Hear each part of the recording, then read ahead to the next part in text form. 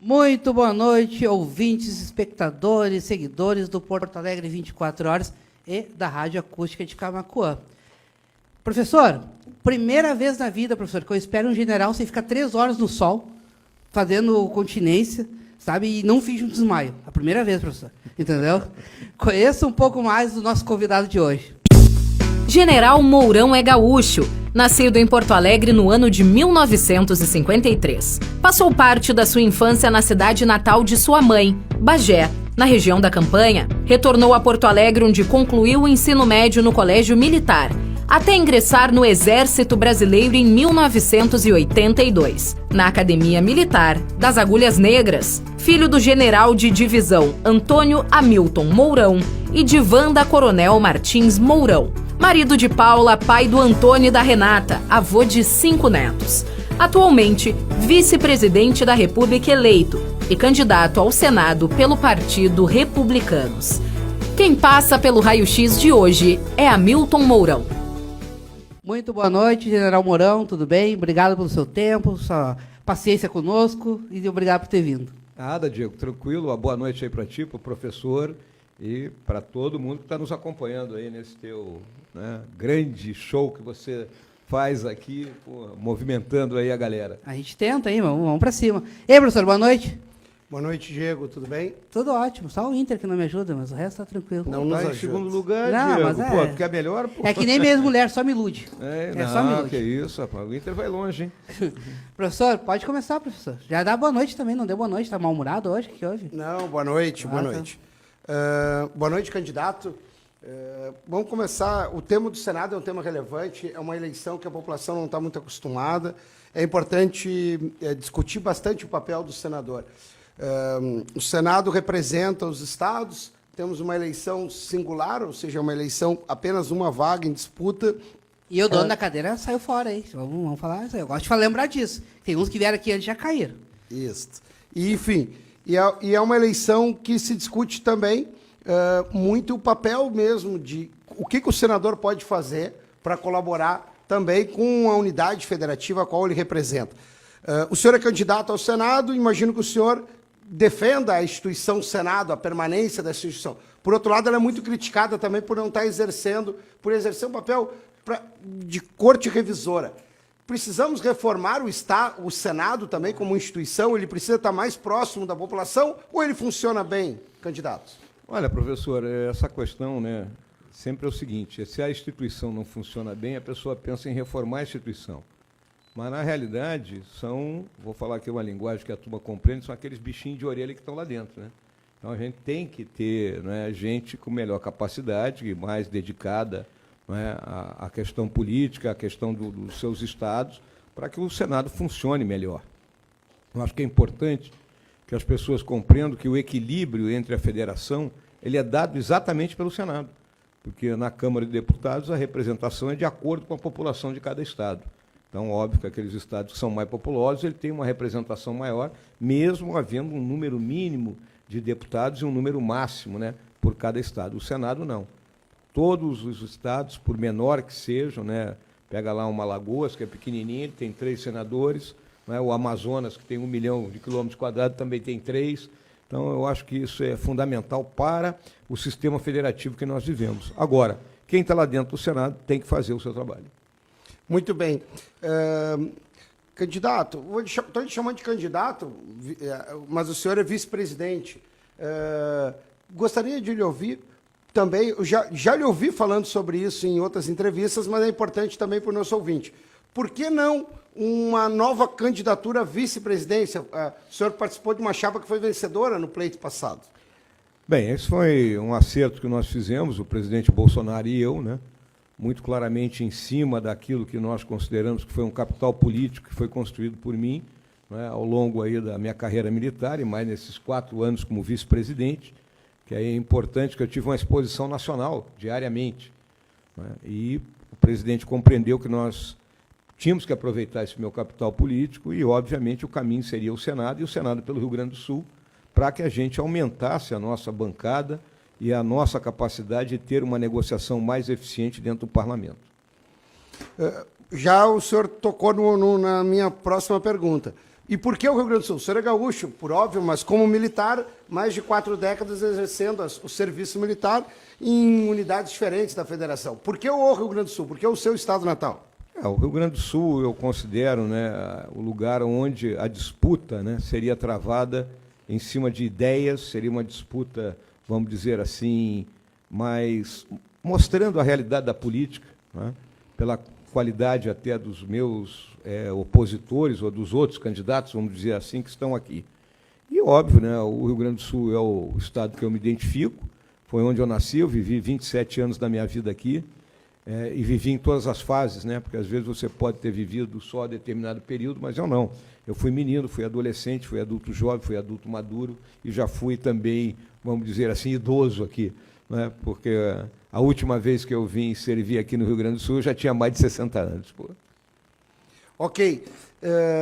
Essas perguntas iniciais, antes da gente entrar mesmo na sua proposta como senador, como candidato ao Senado, são perguntas que também ajudam o nosso ouvinte a entender, conhecer um pouquinho melhor o senhor.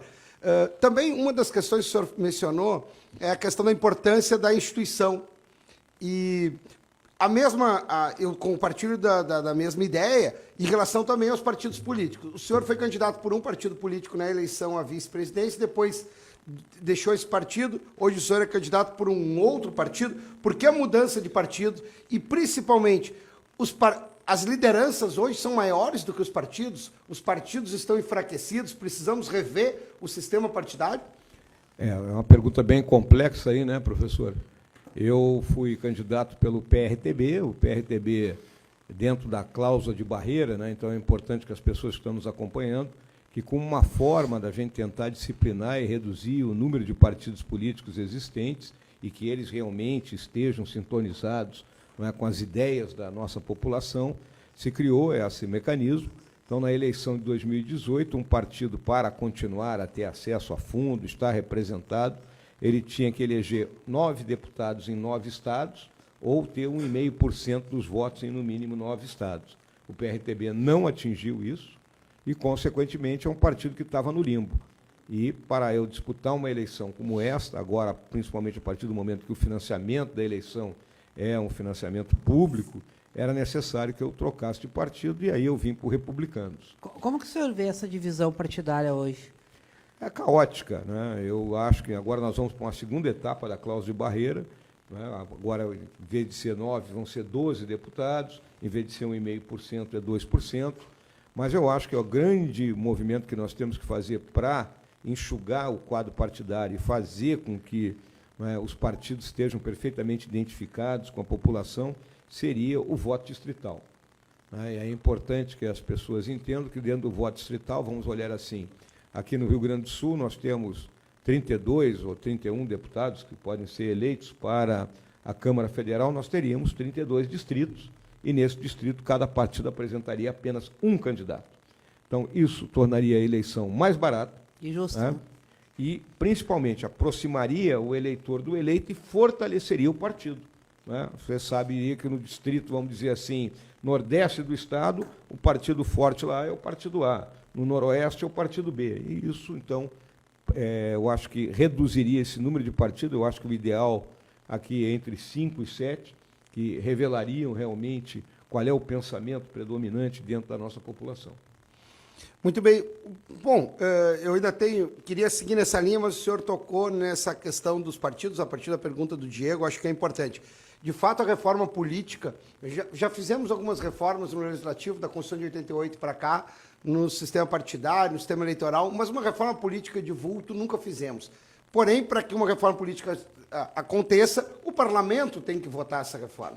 O senhor entende que essa reforma não se deu, a própria mudança no tipo do voto, do proporcional para o distrital, o próprio Senado é uma votação majoritária de único turno, a população tem dificuldade de entender. Se a população não entende as regras do jogo, fica difícil até dela participar mais efetivamente. Temos que fazer uma reforma política, é importante que seja feita uma reforma política nesse país. É uma das suas bandeiras? Eu acho importante, né? Hoje não acho ela 100% prioritária, né? Nós temos outras prioridades, principalmente elencadas aí com a questão de equilíbrio fiscal, de produtividade, então são questões econômicas, né, que são problemas mais prementes da nossa população. Mas a reforma política ela é importantíssima e, na minha visão, ela teria que até, né, a gente teria que discutir esse assunto, não ser obra única e exclusiva do parlamento, mas talvez submetida, né, a um plebiscito, uma votação por parte da população. Ok. Professor, o primeiro que é a favor de um plebiscito que veio aqui com sua entrevista, hein? Isso. Ontem, é isso mesmo. O senhor já fez uma manifestação contra a questão da participação da população. A gente não tem isso. O senhor sabe melhor do que eu. A história da República e da Constituição de 88 para cá, nós tivemos um plebiscito e um referendo. E eu votei no estaleiro, professor. Para com isso, já falei. Era consultivo, era consultivo. Vinculante, a gente não teve. De fato, a população ela só serve para escolher representantes, candidato, não serve para participar da gestão? É um erro total do nosso sistema, né? Eu acompanho muito isso aí. Eu, por exemplo, eu sou francamente partidário, um instituto que existe nos Estados Unidos da América, muito elencado com a questão do voto distrital, que é o recall. Né? Então, lá, o que acontece? E é uma primeira coisa que tem que ficar claro para todo mundo. O mandato não é do parlamentar, o mandato é do povo que o elegeu. Se o parlamentar diz que vai fazer A, B, C, D, e chega na Câmara, ou chega no Senado, ou chega na Assembleia Legislativa, e faz totalmente diferente, essa população pode dizer o seguinte: olha, me dá meu mandato de volta que nós vamos botar outro cara no teu lugar que faça aquilo que a gente quer. Então, eu acho que isso é importantíssimo, porque aí a participação popular vai mudar de ser essa questão de a cada 4 anos tu comparece na urna, digita um númerozinho e depois fica reclamando que o cara não está fazendo aquilo que ele prometeu fazer. Mas, candidato, desde a redemocratização no Brasil, nossa democracia ela é jovem. E eu faço a pergunta para todo mundo: você acha que a nossa democracia funcionou ou funciona? Olha, nós temos um problema sério no Brasil, que é o patrimonialismo. Isso não é de hoje, isso vem, né, de tempos até da colônia, né, onde as pessoas que têm acesso ao Estado, elas acham que o Estado é delas. Né? Então, é uma questão muito simples. Quem tem acesso a dinheiro público, vive do dinheiro público, não quer largar esse osso em hipótese alguma. Eu acho que esse é o grande problema que afeta o nosso sistema democrático, é esse patrimonialismo, a pessoa usar o Estado para si mesmo. Muito bem. Sim, o senhor tem toda a razão, o patrimonialismo ainda é um mal que assola esse país, ainda está enraizado na cultura desse país da administração pública. Mas, voltando então à questão das instituições, os partidos não deveriam formar quadros? O senhor é um militar, o senhor teve uma carreira e teve formação.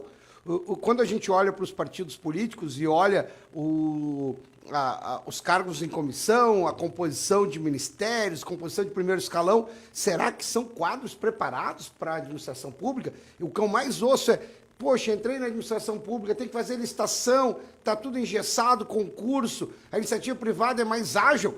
E eu me pergunto, mas será que essas pessoas que hoje ingressaram na administração pública não tiveram formação de quadros, partidos, não têm responsabilidade sobre isso? Porque, viu, professor, na minha visão ainda existe, quando assume um governo, muita gente que vem de fora da administração pública para ocupar aqueles que são chamados cargos de confiança, né? Eu acho que o número de cargos de confiança ele tinha que efetivamente ser menor, né, para você dar o suporte técnico ali do funcionalismo. Aqueles que prestaram concurso, que conhecem, né, vamos dizer assim, os meandros da administração pública. E a turma que vem de fora seria uma turma bem menor do que aquela que chega e toma um susto, que ocupa aí, no caso do governo federal, de 4, 5, meia dúzia, e muitas vezes não tem noção do que é você comprar uma lâmpada na administração pública. Diferente, né? Aqui, se tu quer comprar uma lâmpada, tu vai no Zafra ali embaixo e compra. O cara da administração pública ele tem que fazer uma tomada de preço. É verdade. Vamos começar a discutir um pouco as suas prioridades como candidato, né? O senhor é um candidato do campo, chamaria campo conservador, campo da direita? Sim, eu sou o candidato da direita. Isso, bom, então vamos lá. Mas há outras candidaturas que se apresentam como candidaturas da direita. Essa divisão do campo da direita, do campo mais conservador, ela não corre o risco de uma candidatura de outro campo vencer esse processo, que é de um turno apenas? Traduzindo, não corre o risco de vocês morrerem abraçados à esquerda passar? Isso que Sim, corre o risco, esse risco existe, e por isso a gente tem que tentar mostrar quem é o candidato, né, da direita que realmente, né, encarna os valores que estão sendo colocados em discussão e aquele que tem as propostas e a capacidade de efetivamente, dentro do Congresso, fazer essas propostas andar. Porque é muito importante que as pessoas compreendam, não adianta eu chegar aqui e dizer, não, eu vou fazer isso, vou fazer aquilo. Não é assim. Eu tenho que ser um camarada capaz de construir uma maioria lá dentro do Congresso. Então, por isso que eu estou dizendo há algum tempo que uma liderança, nesse momento, ela tem que ser a favor das reformas, ela tem que ser inspiradora para que as pessoas voltem a confiar nos homens públicos e ela tem que ser agregadora para fazer que a turma venha e vamos conversar e vamos buscar a melhor maneira da gente fazer avançar as pautas que são importantes para o Rio Grande do Sul e para o Brasil.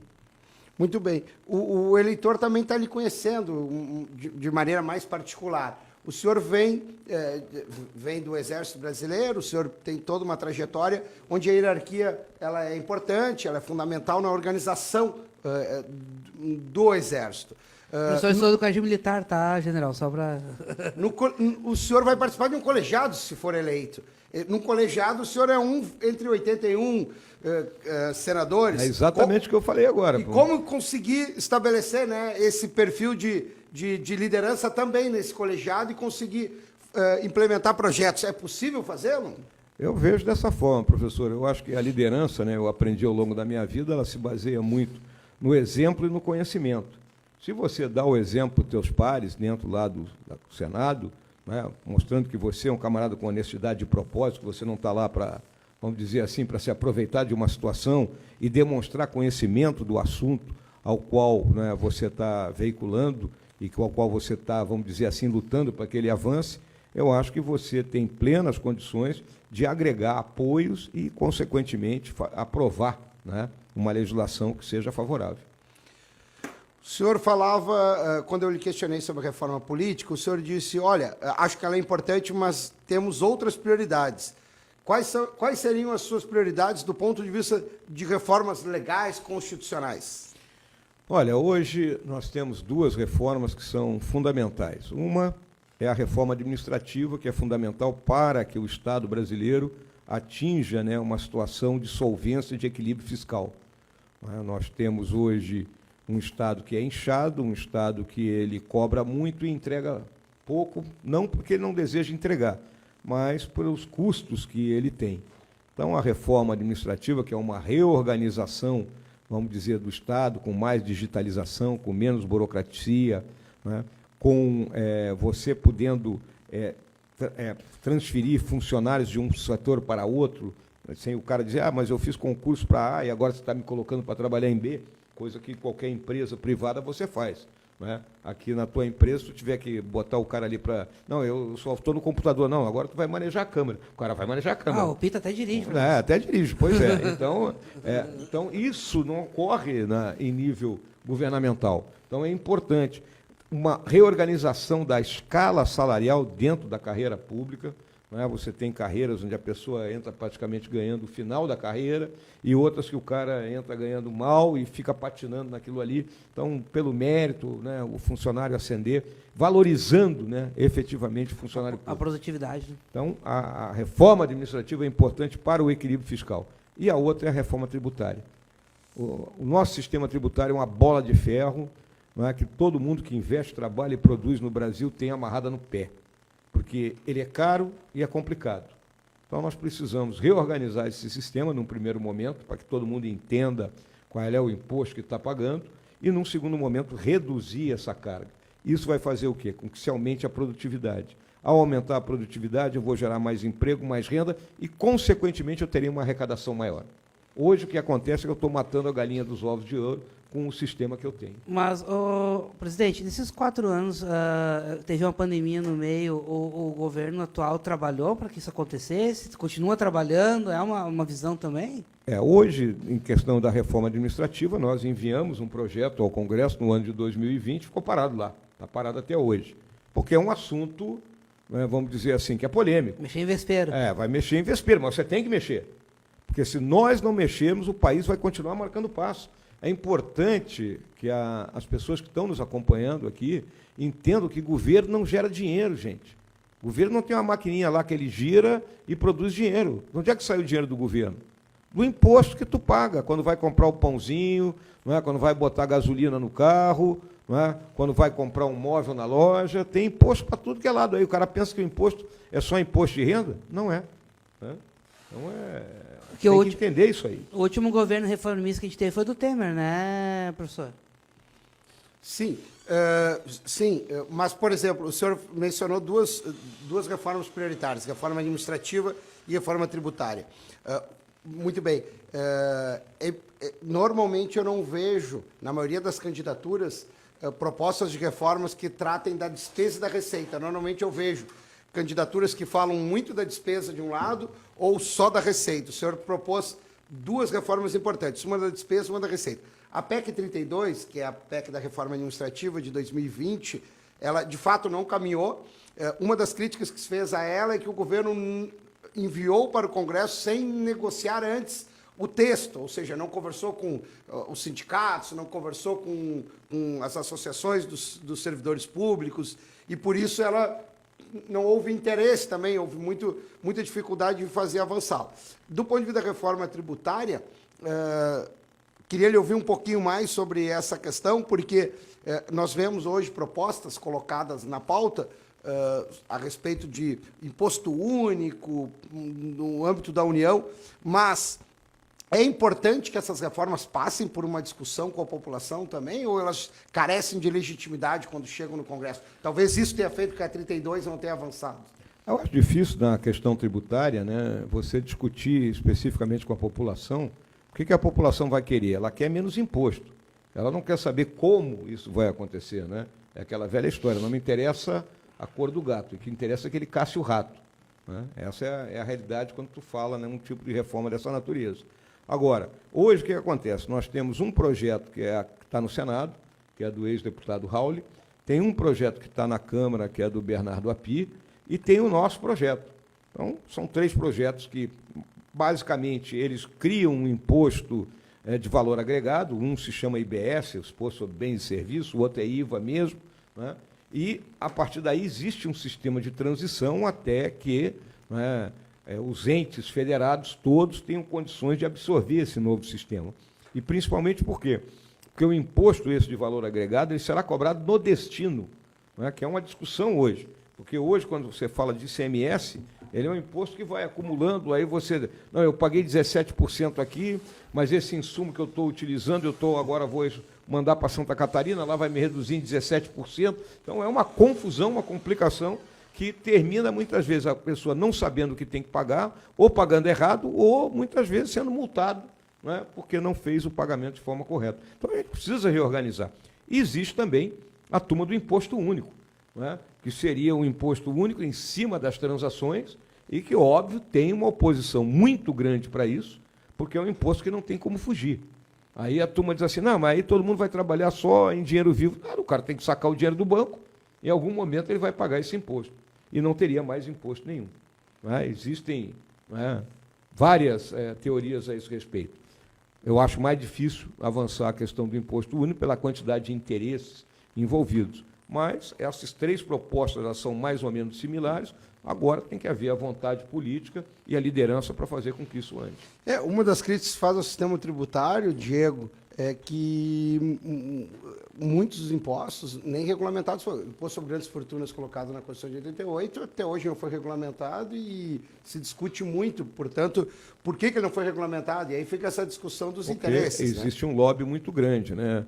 Quando se falou na questão aí de imposto sobre dividendos, foi colocado que nós temos aí 20 mil, 30 mil famílias no Brasil que oferem uma grana aí de uns 400 bilhões e não pagam um centavo sobre isso aí, porque é dividendo, e dividendo, né, não é tributado. É taxado. Não é taxado. Né? Enquanto o cara que tem contra-cheque é ali, ó. Na fonte. Na fonte. Na fonte. Candidato, bom, o senhor também como vice-presidente é muito avaliado pelos êxitos ou, eventualmente, fracassos do governo. Se o senhor pudesse voltar no tempo, né, teria conduzido alguma política pública de forma diversa ao longo desses 4 anos? O senhor era vice, não era o presidente. Mas, enfim, o tema da saúde é um tema sempre muito questionado. Alguma coisa poderia ter sido feito diferente do ponto de vista da concertação? Concertação, com C, do ponto de vista da gestão unificada? Olha, professor, o que acontece? O vice-presidente ele é muito limitado nas suas atribuições. A nossa Constituição é muito vaga, inclusive. Ela tem um único artigo que diz que o vice-presidente está lá para substituir o presidente em seus afastamentos, né, e também para receber missões especiais. As missões especiais que o presidente Bolsonaro me atribuiu, eu cumpri a maioria delas ligadas à questão de política externa, né, como foi a presidência da Comissão Sino-Brasileira de Alto Nível, a Comissão de Alto Nível com a Rússia, o mecanismo de entendimento com a Nigéria, representar o presidente em posse de outros presidentes, né, reuniões da Comissão dos Países de Língua Portuguesa. Né, então, foram várias tarefas que o presidente me atribuiu na área externa. E a maior delas foi a questão da Amazônia, da presidência do Conselho Nacional da Amazônia Legal, que é uma instância, não é decisiva, não é uma instância decisória, ela é de integração, de esforço, né, de todos os entes, no sentido da gente combater as ilegalidades que ocorrem naquela região. Então, fica difícil para o vice-presidente. Mas você tocou especificamente na questão da saúde, isso muito ligado ao problema da pandemia, obviamente. Então, aí, o nosso governo, ele trabalhou duro na pandemia. Aí você pode falar da retórica, negacionismo, não sei o quê, mas vamos olhar, o governo agiu na área da saúde, comprando insumos, habilitando leite UTI, distribuindo profissionais de saúde por todo o Brasil, onde essas áreas eram carentes, comprou as vacinas, uma discussão, comprou a vacina com 15 dias de atraso. Não havia vacina, só tinha a vacina chinesa para ser comprada no primeiro momento, porque os países industrializados, leia-se principalmente os Estados Unidos, ele aplicou a lei de Mateus, primeiro os meus. Nem a Europa Ocidental estava conseguindo se vacinar. Hoje nós somos o país mais vacinado aí em termos de tamanho do nosso, né? E isso foi uma obra, né? Obviamente que o governo teve seu esforço preponderante nisso. Hoje eu estava vendo aqui no Rio Grande do Sul a 4ª dose sendo administrada para a garotada aí de 29 anos de idade, né? Então foi um trabalho hercúleo isso aí, num país desigual como é o nosso e com dificuldades de integração, como é a questão da área amazônica, onde você tem cidade lá que você leva uma semana para ir e voltar de barco. Professor, mas também lembrando que tinha um dispositivo num contrato que dizia que a empresa também dizia, opa, se der problema não é comigo. Né? Tinha isso, né, general? São vacinas, elas são todas experimentais ainda. Algumas delas é que já entraram na fase realmente, mas vamos dizer o seguinte, era o que você tinha para enfrentar essa doença. E se hoje, né, nós estamos num momento de queda, né, vamos dizer assim, de casos e óbitos, em parte, grande parte por causa da vacinação e, obviamente, outra grande parte pela quantidade de pessoas que foram contaminadas. Tocando no assunto da vacina, até essa grande parte que o governo federal manda para os estados o dinheiro, como que o senhor viu os governadores e prefeitos administrando esse dinheiro que foi mandado? Como que o senhor... Eles receberam porque o governo Bolsonaro também disse, mas aí no Sul botaram em dia porque a gente manda dinheiro também, os contos. O que aconteceu foi que, no primeiro momento, houve uma grita grande, né, dos governadores e de prefeitos sobre queda de arrecadação por causa do fica em casa, fecha tudo, e o governo, então, bancou isso aí. Nós mandamos, no primeiro momento, 60 bilhões de reais para estados e municípios, né? E, na realidade, a queda de arrecadação não foi dessa forma, exatamente pelas ações que foram tomadas pelo governo. Nós vamos lembrar a grande ação social, que foi o pagamento do Corona Voucher, né? Essa turma da noite para o dia, gente que não tinha nada, passou a ter recurso, passou a consumir, e isso fez a economia girar. Tanto que, em 2020, o FMI previa que nós tivéssemos uma queda de 9%, e nós caímos 4%. E hoje, né, na situação que o mundo está vivendo, o Brasil é o terceiro país que mais cresceu ao longo desse ano. Tá, mas como que o senhor vê que os governadores administraram essa verba pública? Olha, seria leviano de minha parte chegar e dizer, né, não, o governador pegou e entesourou isso aí. Mas eu não tenho dúvida que muitos fizeram isso. Não posso citar que foi A, foi B, foi C, mas muitos fizeram isso. Por quê? Porque a queda na arrecadação não foi tão grande quanto o dinheiro que ele recebeu. Imagina, tu diz que ia perder 3 bilhões e tu recebe 5. Né? Tem a grana sobrando lá para ti. Isso aí. Pode seguir, professor. Eu lhe entendi bem, mas eu quero aprofundar isso, porque acho que é um papel também do senador, esse papel de representação do Estado. no caso da condução das políticas públicas de combate à pandemia, faltou um pouco de sensibilidade à presidência da República no sentido de unificar o país, independente de ideologias, em relação à condução dessa política tão importante. Ninguém estava preparado para isso, é verdade. Mas, e o senhor fica bem à vontade, porque o senhor é vice, eu sei que é um elemento crítico, mas o perfil de liderança do presidente, em alguns momentos, agressivo ou beligerante, não prejudicou essa concertação nacional? Poderíamos ter nos recuperado mais rápido desse processo? Eu vejo, né, que todos os países sofreram com isso aí, ainda estão sofrendo. Né? O problema é que aqui, lamentavelmente, a grande imprensa ela não publica o que acontece nos outros países, né? Parece que tudo de ruim só acontece aqui no Brasil. A gente publica, general. A gente publica. Mas estou falando da grande imprensa. Né? Essa que é a televisada, né? Essa mídia que tem exposição. Né? A grande, aquela que todo dia, né, atingimos 20 milhões no nosso portal, general, tá? É aquela que está todo dia aí vamos dizer assim, falando, né? Eu sei que vocês têm uma penetração enorme. Né? Então, nesse momento aí, houve uma politização, né? Uma politização muito grande. Se buscou explorar o combate à pandemia como uma forma de enfraquecer o governo, né? E realmente, nenhum governo enfrentou uma situação como essa anteriormente. Né? Isso foi uma situação difícil. É óbvio, né? O presidente Bolsonaro ele tomou uma linha de ação, né? Olhando o interesse maior do país de que, né, se nós entrássemos numa situação de vamos parar tudo, né, nós estaríamos numa crise econômica, né, uma crise alimentar terrível aqui no Brasil. Então, o presidente procurou enfrentar isso, chamou para ele essa briga, e eu volto a lembrar também, é muito difícil você centralizar combate a uma pandemia como essas num país desigual como o nosso. O Brasil são 5 países diferentes em um, e cada região tem suas diferenças. Professor, vamos para um intervalo e já voltamos, que tá bacana, tá bacana. Vamos. Tá bacana, é uma presença de honra aqui hoje. Então, já voltamos. Iniciando a Rádio Acústica FM. Olá, muito bom dia!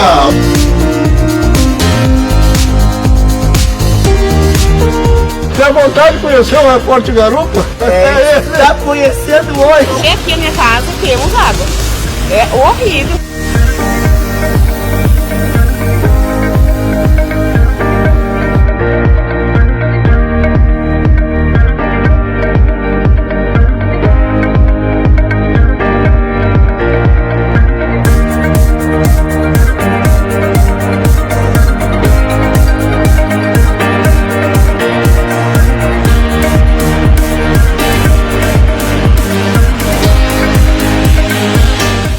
Essa bola toda também. Eu fiz a comparação, quando eles falavam, pior que é parecido mesmo. Eu faço somente 4 jogos, deu no mês. Eu não ia falar sobre o atropelar que o Lennon falou. O nosso querido programinha.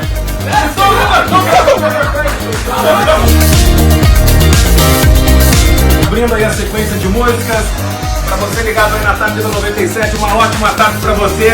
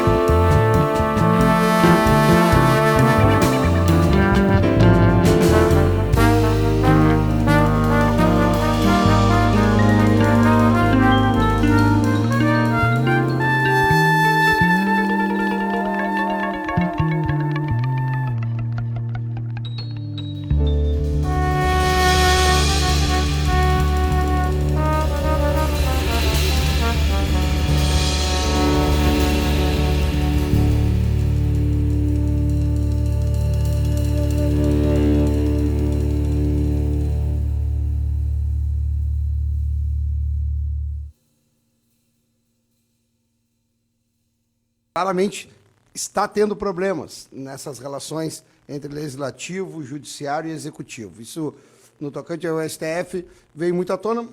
Eu sempre tenho um pouco de cuidado ao falar desses temas num período eleitoral. Vai que, né? Lhe visitam também. Não, porque o próprio STF está presente no TSE e é importante ter esse cuidado nesse momento institucional. Mas, sim, claramente nós temos que rediscutir os poderes e esse equilíbrio. O senhor falou da Carta Magna e do surgimento dos direitos, o senhor mencionou a questão da segurança jurídica,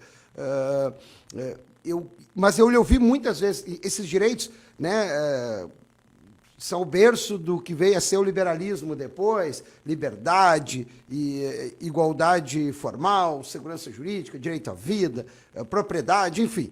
Mas eu lhe ouvi muitas vezes falando também, e agora mesmo o senhor falou há pouco, reconhecendo que o Brasil é um país desigual. E a desigualdade, ela vai além da desigualdade formal, tem a desigualdade material, falta de saúde, falta de alimentação, falta de educação. O Rio Grande do Sul mesmo vem passando por uma situação delicada. Os indicadores socioeconômicos do Rio Grande do Sul hoje nos envergonham. Não são os mesmos de quando eu era criança, quando o senhor também foi jovem e estudou aqui. Como senador, é possível fazer uma luta para que o Estado do Rio Grande do Sul também volte a ter indicadores socioeconômicos de referência, seja de novo protagonista, como já foi no passado? E o que o Senado, o que a função do senador pode contribuir nesse processo, como também alguém que, de alguma forma, negocia com o próprio Executivo Federal e projetos, alterações legais, enfim, recursos orçamentários? Esse é um papel do Senado? É um papel do senador? Professor, o que acontece, né? Esse desequilíbrio, essa desigualdade, ela se traduz muito em cima, vamos dizer assim, de problemas de má gestão, problemas de incompetência, problemas de corrupção e da forma como o orçamento foi dilapidado, seja no nível federal, seja aqui no nosso Estado. Nós tivemos governos aqui que, pura e simplesmente, dilapidaram o orçamento e deixaram uma dívida para os seguintes pagarem. Se vira aí. Paga lá. Paga lá. É importante, né, que as pessoas compreendam, eu já falei aqui há um pouco tempo atrás, aqui no nosso espaço, da questão de que o governo não produz dinheiro. Então, quando a gente fala em reposição salarial do funcionalismo, essas coisas todas, né, o funcionalismo tem que compreender o limite disso aí. Né, porque como é que o governo pode dar um aumento de salário se ele não tem um aumento consistente de arrecadação? É onde sai o recurso dele. Então, é importante que as pessoas compreendam que parodiando, atribuem até ao Milton Friedman essa frase, que não tem almoço grátis. Né? E isso foi o que aconteceu aqui no Brasil, né? Tanto em nível federal como nível aqui do Rio Grande do Sul. Então, nós precisamos reconquistar, né, esse controle orçamentário para que a gente tenha condições de entregar aquilo que é responsabilidade do governo. Né? O governo se meteu a ser empresário, a ter empresa, só deu prejuízo com essas empresas todas, né? A empresa virou um cabide de emprego para A, para B, para C. Né? Então, essas coisas todas levaram à situação que, no nível federal, hoje, de cada R$100 arrecadado, 93 são despesa obrigatória e 65 é pagamento de salário. Sobra R$7 para o governo custear suas atividades e para investir. Então, é muito pouco. E a gente sabe que aqui no Rio Grande do Sul a situação é idêntica também, ou até pior, é um estado que está no regime de recuperação fiscal, já é a terceira renegociação de dívida que nós temos e que a gente precisa, então, mudar essa correlação de forças. E, óbvio, existe uma discussão muito grande, né, professor, sobre a questão do nosso federalismo, que é um federalismo às avessas. Né? Não é possível que o prefeito, o governador, fiquem tudo dependente de Brasília. Baixa o guarda-chuva, né? Então, é aquela história, quem tem o dinheiro tem o poder. Então, fica controlando as instâncias federativas. Então, na realidade, nós temos que ter uma redistribuição das responsabilidades e da redistribuição do recurso. E como o senhor vê essa discussão sobre o acordo de recuperação fiscal? O senhor tem candidato aqui no Rio Grande do Sul claramente colocado, e ele tem uma posição a respeito disso também. O senhor concorda com essa posição? O senhor entende que o Rio Grande do Sul está caminhando corretamente? Ou era a única solução? Olha, a gente lembra que em 98, foi no governo do Brito, foi feita a primeira, né, renegociação da dívida, ela tinha uma série de passos ali a serem tomados, se começou a pagar, lá pelas tantas parou de pagar, porque não dava mais, porque o cara concede aumento, não sei o quê. O cara tem que entender, é igual a casa da gente. A gente tem que viver com o que ganha. Né? Quem gasta mais do que ganha, o que acontece? Primeiro estoura o cheque especial, o cartão de crédito, depois vai para o agiota. Né? Os governos praticamente ficam no agiota. E lembrando sempre que o ente federado, né, o Estado, ele não tem maquininha de gerar dinheiro. O ente União até pode gerar dinheiro, mas vai gerar inflação se fizer isso. Então, nós tivemos uma renegociação em 98, outra em 2016, que também deu com os burros na água, e agora houve essa renegociação do regime de recuperação fiscal. Ele é ruim, mas podia ser pior. O que se coloca em discussão foi o timing. Não é? Num governo que estava terminando, que já não era, vamos dizer assim, o próprio titular do governo conduzindo a negociação. Né? Então, eu acho que isso ainda vai ter que ser discutido. Há uma discussão sobre alguns tributaristas e alguém que conhece a questão da dívida, sobre qual é o efetivo valor da dívida do Estado. Então, eu acho que isso tem que ser melhor discutido. Vai, depois eu vou. Vai. Nessa mesma linha, eu lhe questionava sobre a questão da desigualdade. Qual é a sua posição sobre programas de transferência de renda? Nesse momento, nós temos uma polêmica aí sobre a questão do Auxílio Brasil. O valor que está sendo pago hoje, qual a previsão orçamentária, que valor será pago ano que vem, depende da eleição presidencial também. Há um cenário aí nebuloso. Mas qual é a sua posição sobre isso, se eleito senador? Eu vejo que nós temos que ter um programa de renda mínima. Né? Posso até estar parodiando aqui o Suplicy, né? Mas as pessoas têm que ter um mínimo para que elas possam, né, subsistir.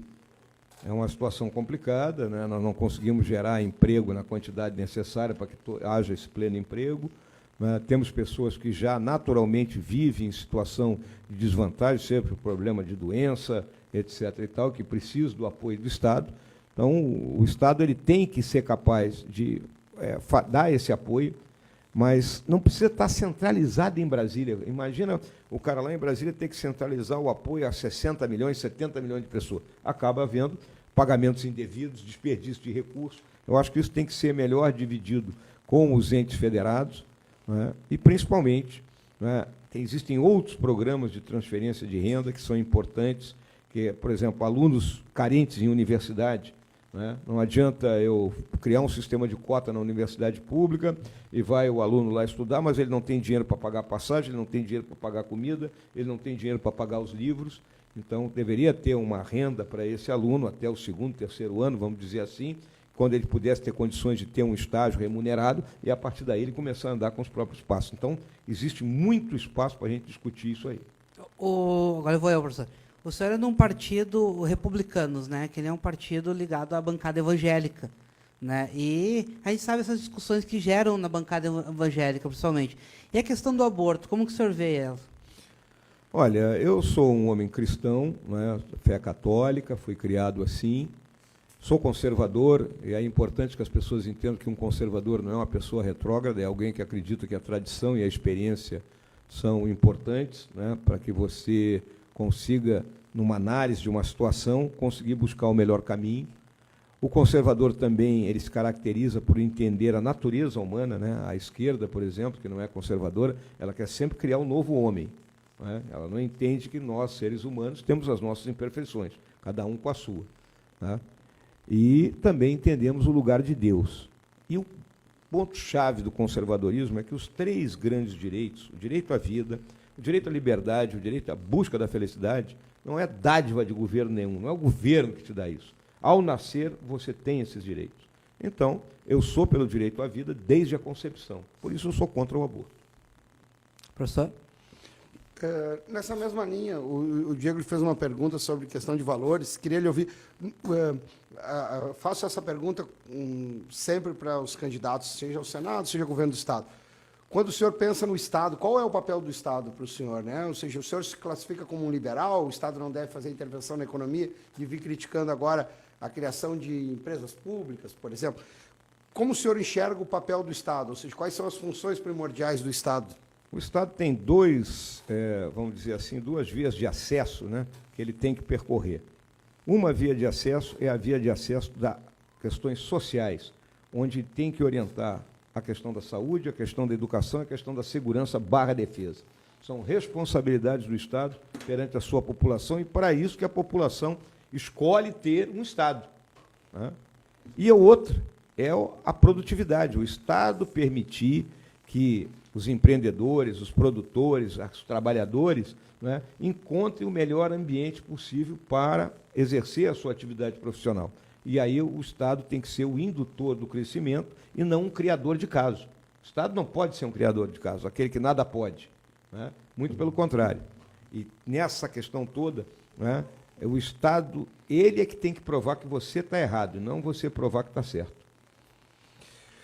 Nessa mesma linha, candidato, queria lhe ouvir também sobre um tema que a imprensa discute muito. Nós tivemos, acho que uma alteração importante do ponto de vista das candidaturas no último ciclo, acho que nos 2 últimos ciclos eleitorais, muitos candidatos vieram das Forças Armadas.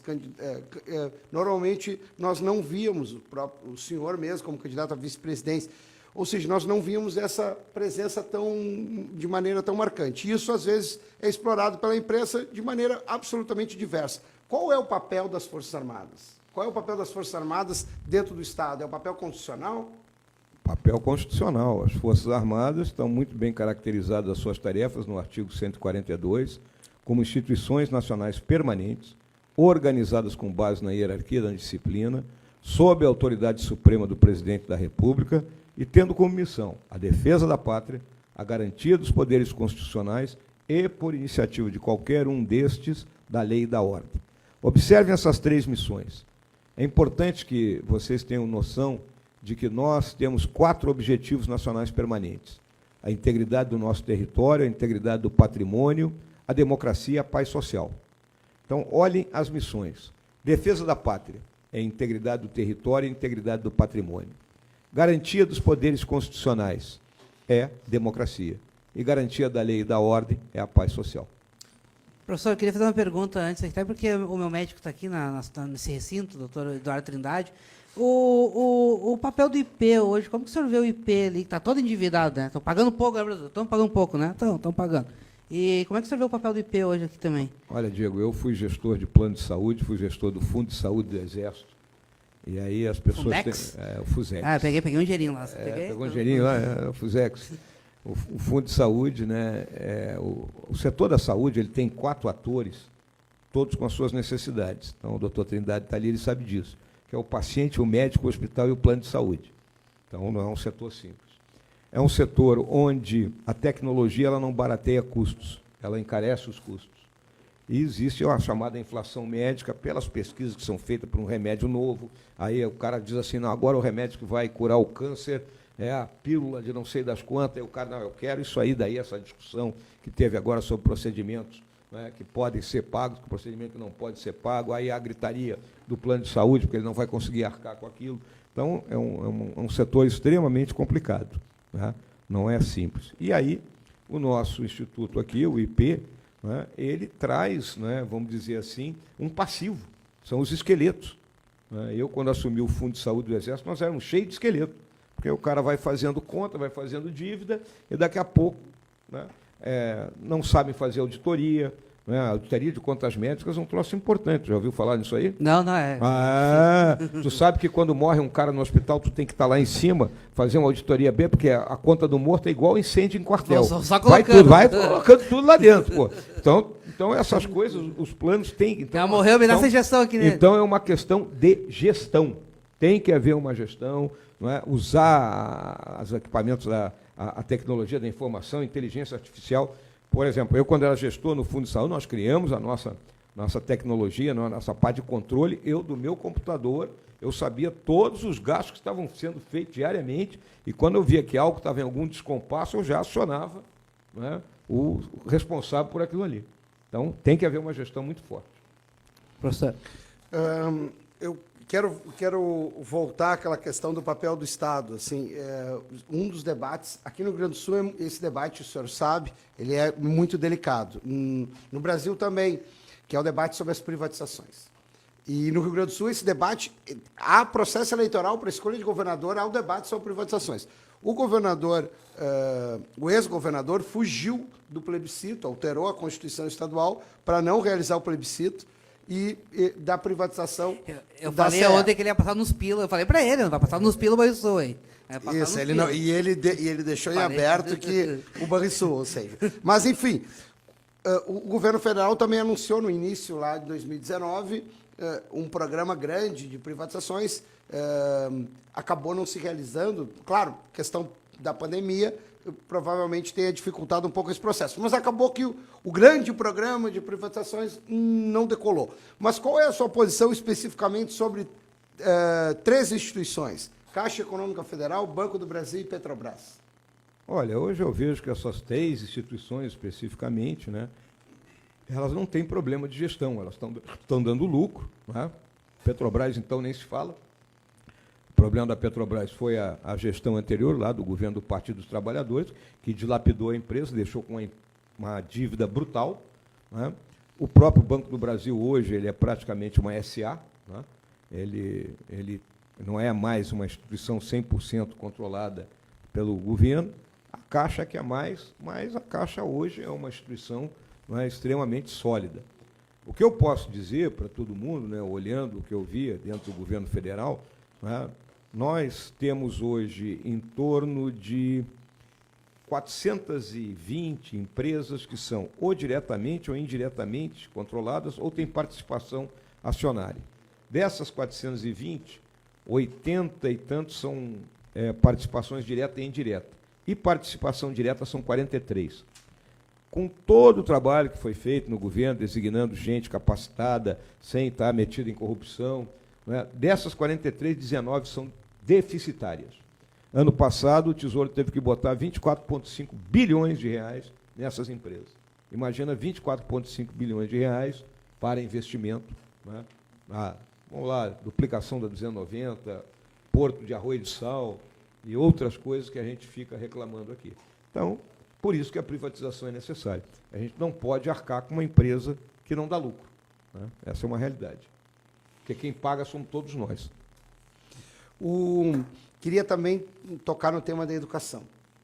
Eu fiz uma pergunta mais genérica sobre a questão dos indicadores sociais aqui no Rio Grande do Sul e as suas fragilidades hoje, mas o tema da educação é um tema que nos preocupa muito, porque o Rio Grande do Sul já foi protagonista, hoje ele é recordista de evasão no ensino médio, de indicadores terríveis também no tocante ao ensino médio, especificamente, mas também com problemas no ensino fundamental e no ensino infantil. O senhor estudou em colégio militar, em escolas militares, se discute muito... Também, professor, tu também. Eu também. Claro. E o Colégio Militar sempre foi uma escola de referência, vou falar então também. O Colégio Militar sempre foi uma escola de referência, mas o Colégio Militar sempre teve um orçamento, professores concursados, bem remunerados, enfim, o senhor sabe do que eu estou falando. Não é a realidade do ensino público em geral.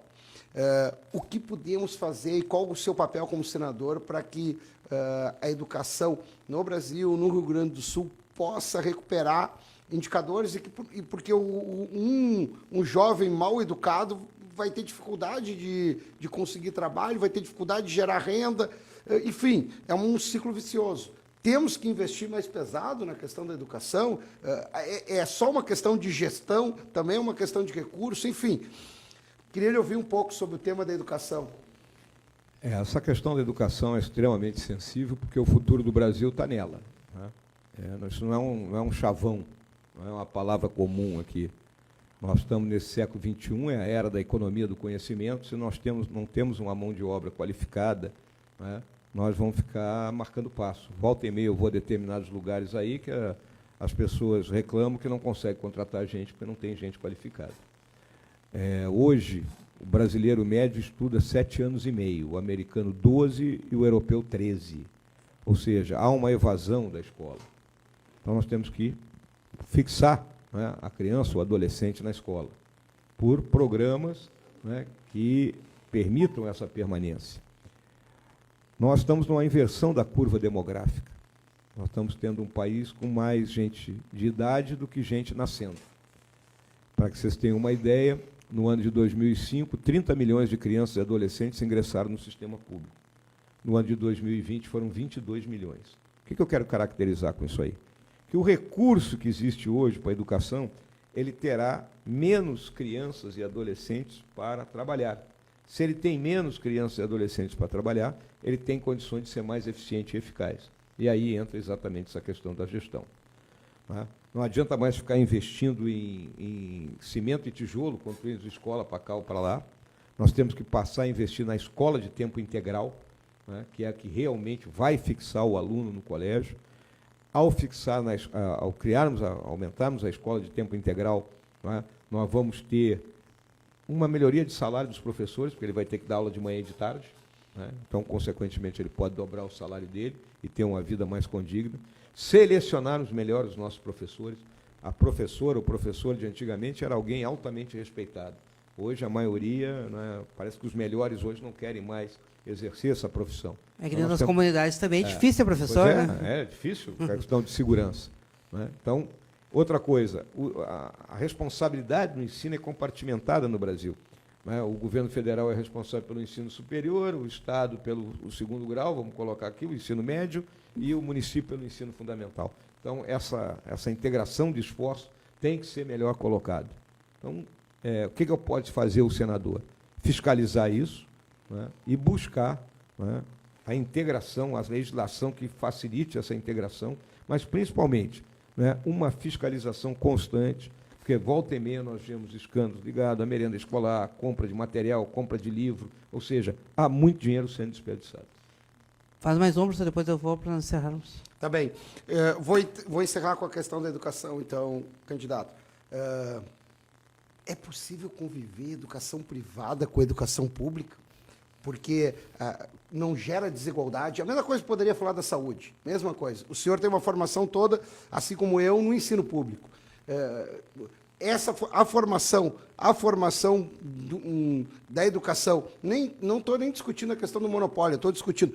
É preciso que a educação pública tenha uma qualidade maior para que eu não gere uma desigualdade a partir de quem tem dinheiro para comprar a educação privada ou quem tem dinheiro para comprar a saúde privada?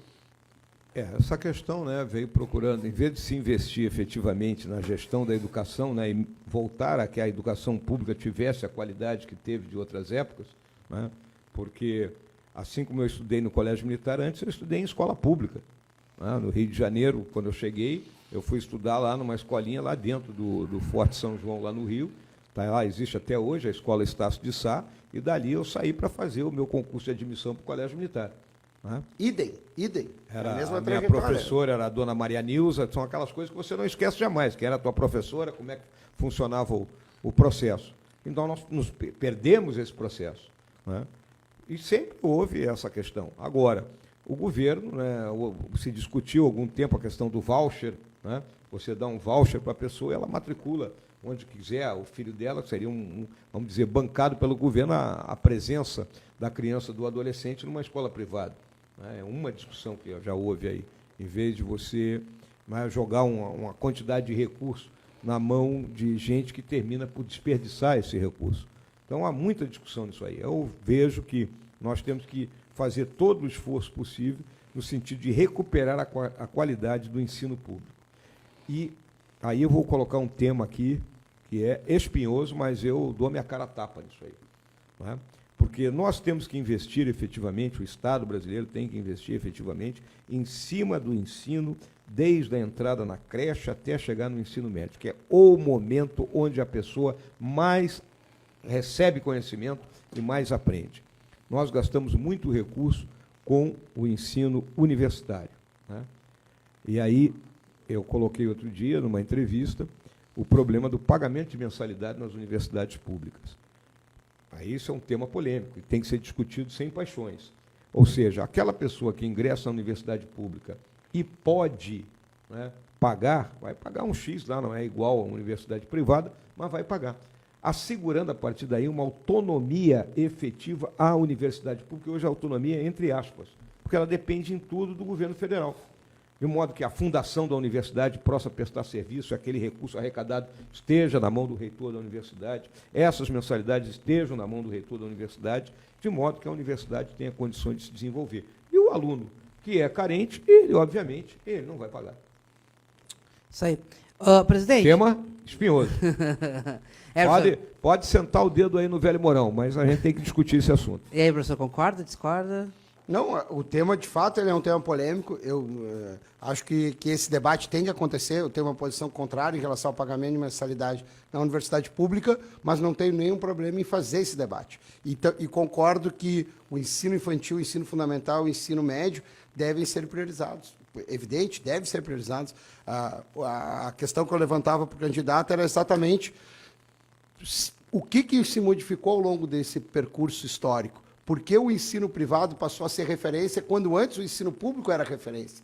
É possível voltar a ter um ensino público de referência? Essa é a questão que eu estou colocando. Eu vejo isso aí, professor, nessa questão da inversão da curva demográfica.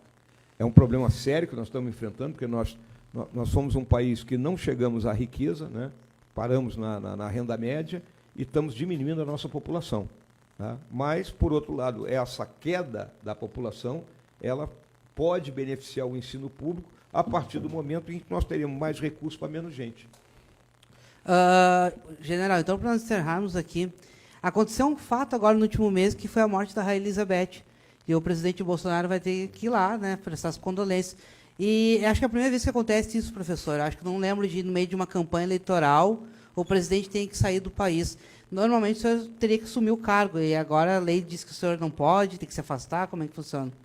Desde abril, né, qualquer afastamento do presidente Bolsonaro, tanto eu como o Arthur Lira, que é candidato à reeleição como deputado e é o terceiro na linha sucessória, né, temos que nos afastar do país. Essa viagem do presidente estava precificada já há algum tempo, porque ele ia a Nova York, como vai, para a abertura da Assembleia Geral das Nações Unidas, na terça-feira, dia 20, que é um dia emblemático para nós aqui no Rio Grande do Sul. Então, já estava precificado. O que vai acontecer agora, com a partida dele no sábado à noite, eu tenho que adiantar em 24 horas a minha viagem, que é ao Peru, mas com uma programação muito eficaz, eficiente, não é um passeio, muito pelo contrário. Eu vou me agora que eu entendi, o senhor vai ter que viajar também. Tenho que viajar. Eu e o Arthur Lira. Tá, e quem é que fica no comando? Tá que nem a Viamão ali, que não tem... É o Pacheco. Que nem Viamão ali, que não tem comando de ninguém. É o Pacheco. Viamão Pacheco tá assim, assume. Viamão tá assim, não tem ninguém que manda lá. Pacheco assume por esses 4 dias. Não é uma legislação anacrônica, porque, na minha visão, em tempos, né, de tecnologia da informação altamente sofisticada, né, o presidente pode se afastar e continuar controlando o país tranquilamente. Né? Por exemplo, o presidente americano, quando viaja, o vice-presidente não assume. Né? Ele só assume naquele afastamento realmente efetivo do presidente. Isso ainda não lhe atrasa no jogo também? Olha, dificulta, esse é um problema, mas, como eu estava te falando, nós vamos ter uma programação no Peru que vai ser muito boa, até porque eu vou participar de uma exposição sobre alimentos, onde teremos vários expositores gaúchos lá, porque o Peru ele é um grande consumidor de arroz, e 45% do arroz que ele importa vem do Brasil, e especificamente aqui do Rio Grande do Sul. Então, professor, da minha parte era isso. Quer perguntar mais alguma coisa, professor? Vamos lá, a assessoria está me olhando aqui, mas eu vou fingir que não estou vendo. Quer perguntar mais alguma coisa? Faço uma última pergunta, então, só para a gente encerrar. Lhe ouvi falando sobre a necessidade de revisar, reformar, reexaminar as isenções fiscais. O senhor sempre foi... eu ouvi mais de uma vez o senhor falando sobre isso. Esse é um tema também espinhoso. Esse é um tema que se faz política pública com isso de forma meio nebulosa e não tão transparente. Qual é a sua proposta a respeito desse aspecto aí? Olha, professor, hoje nós temos 370 bilhões de reais por ano de isenção fiscal. Vamos usar um termo aqui bem bom, é dinheiro para chuchu. Quando eu concedo isenção fiscal para um setor, ele tem que dar um retorno. Ou ele é um setor intensivo em mão de obra, gera emprego, gera renda, ou é um setor intensivo em tecnologia, inovação. Então, eu acho que numa análise feita em conjunto entre executivo e legislativo, a gente pode abrir um espaço aí por ano de 40 a 50 bilhões, que entre 370, 40, 50, 10%, isso aí, vamos colocar, especificamente para investimento público. Nós não estamos chorando dinheiro aqui? Olha, 40, 50 bilhões na mão para investimento público. Agora, tem que ser para investimento, não é para aumento de salário. Bom, professor, a semana foi boa, né? Foi bastante presenças pesadas que vão chegar no páreo, professor, pode ter certeza disso. Né? É o que o senhor queria, né? É o que o senhor queria também, essas presenças mais né? Pro ouvinte, para quem está acompanhando, é importante que todos os candidatos com viabilidade eleitoral consigam expor suas ideias, e principalmente a eleição para o Senado é uma eleição que dificulta muito ao eleitor. O eleitor tem dificuldade de acompanhar o senador, tem dificuldade de entender o processo eleitoral, e tem dificuldade de entender que é uma eleição de primeiro turno, que é uma eleição que se resolve ali. Acho que é importante, acho que é um serviço importante que a gente presta. E eu lhe digo, General Mourão, o senhor elevou mais o nível do nosso programa agora, porque faltava só o senhor aqui, o senhor veio, e agora até me sinto privilegiado entre tantos, né, professor? Obrigado.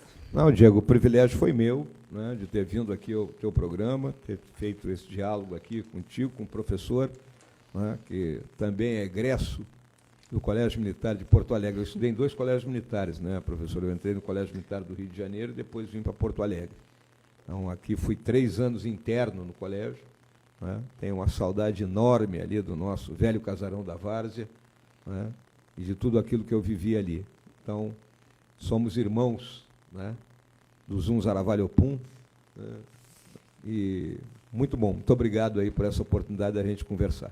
Então tá, pessoal, voltamos semana que vem. Professor, semana que vem aqueles pessoalzinho na esquerda, sabe? Edgar ali, eu quero ver. Vou apertar também. É bom, é bom, é bom. Então tá, pessoal, até semana que vem. Iniciando a Rádio Acústica FM. Olá, muito bom dia!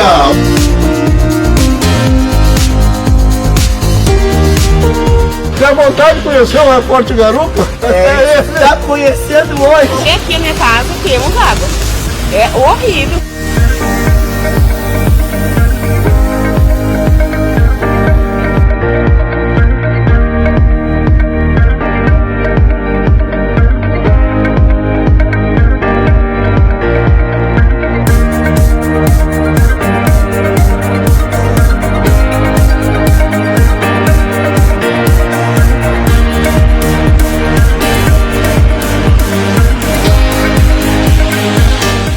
Essa bola toda também.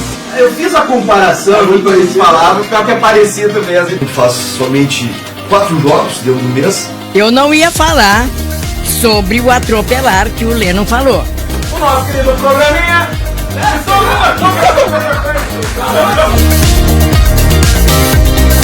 Abrindo aí a sequência de músicas. Pra você ligado aí na tarde do 97, uma ótima tarde pra você.